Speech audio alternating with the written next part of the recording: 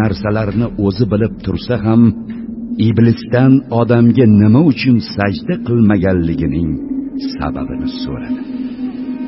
Ey iblis, men o'z qudratim bilan yaratgan kimsaga sajda qilmasligingga sabab nima? Sen shunchalar kibrlik bo'lib qoldingmi?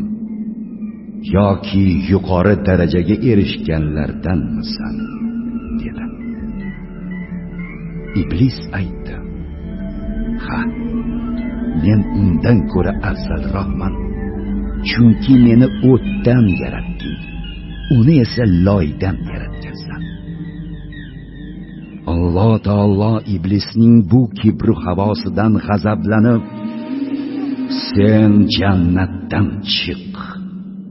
Sen u yerdan haydalding.